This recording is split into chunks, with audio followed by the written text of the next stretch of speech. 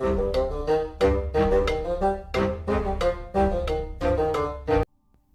and welcome to the Critically Clueless. Today we're going to be reviewing Terraformers, which is a simulation slash turn-based strategy game.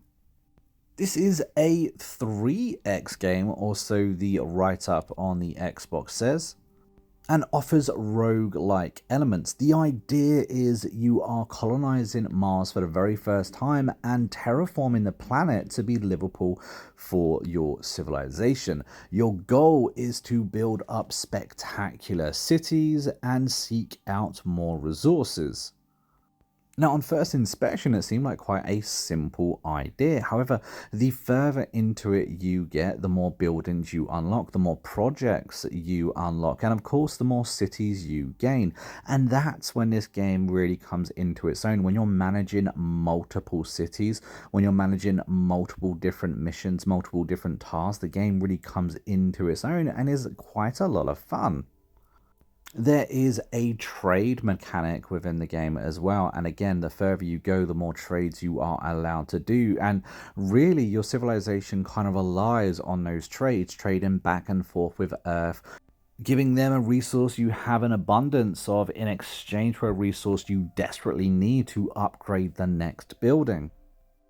You're constantly having to send out search parties for new areas and new resources. That, of course, is draining away at your energy, all while you're trying to bring in enough food to keep your population happy.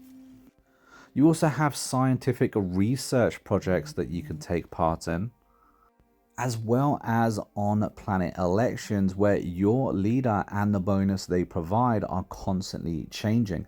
Sometimes this is for a good reason, and sometimes you kind of hate it because you've just lost a leader with a tremendous bonus that you have picked previously.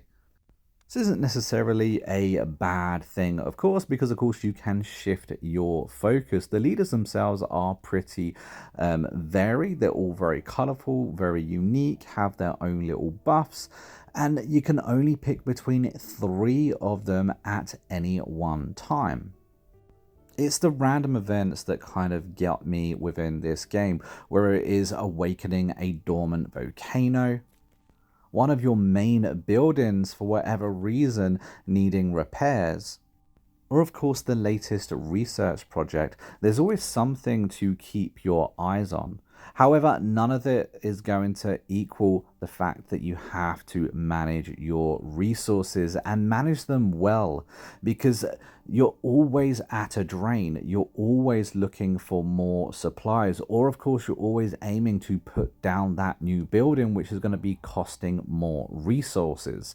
And of course, the more cities that you build up, the more things you have to keep an eye on, as well as just your populace's happiness, which just happens to be another mechanic that you have to manage. Now, this game has been out for a little while on Steam, and it is about to release on both PlayStation 5 and of course the Xbox as well. This game will also be available on the older generation consoles as well, both being the PlayStation 4 and the Xbox One.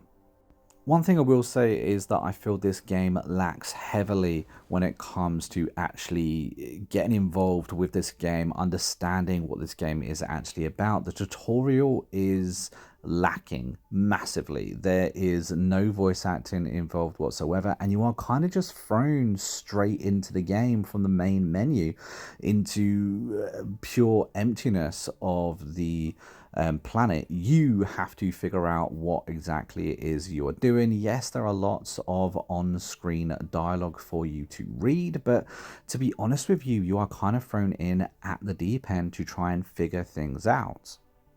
And I feel like that's a real shame, especially when it comes to a strategy game. This isn't the most in-depth strategy game, but it certainly offers plenty of layers of strategy, plenty of layers of things that you need to understand the mechanics of.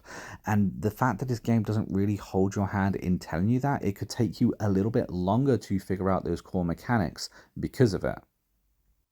All in all, though, I found this game to be pretty enjoyable once I understood, the different resource values, the aim of the game, the different city mechanics. I had a lot of fun watching my colony grow, both the new cities and my doomed first city. Unfortunately, I kind of messed up with my capital city a couple of times, but all my other cities seem to flourish well. And personally, I put it down to me learning the game and learning those mechanics, so it is what it is.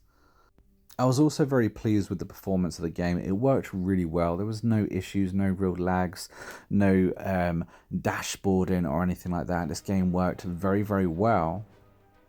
And I feel like if you are looking for a strategy game, if you're looking for, something a little bit different that offers very familiar mechanics, this game does lean quite heavily into the trade-related focus and can seem a little bit simplistic because it relies so heavily on the trade. But I do feel like there is a good game here and something good to offer. At the beginning, I was a little bit frustrated because I only seem to be able to do one or two things per year because this is a turn-based game. So as you progress through time, you're actually progressing 1 year at a time. That's a whole year with only putting down one action. But as you progress through that game, as you get 20, 30, 40 years into it, you're able to do an awful lot more because you able to unlock different abilities and different settings, maybe even have a better leader.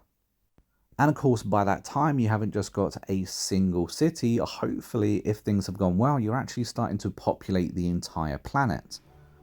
And therefore, 30, 40 years down the line, you've got an awful lot more that you can actually do than just, that single thing.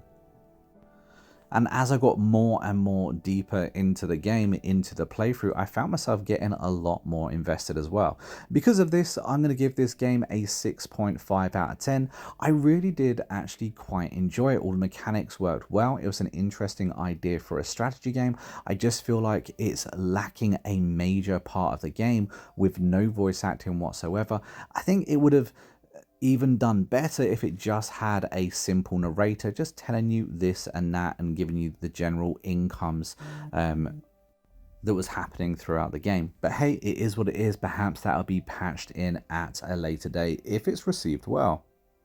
But if you do end up picking up this game, let me know what you think down in the comments. We're very interested to see what the other players actually think of this game, if it's worth picking up, or if you're going to sidestep it completely.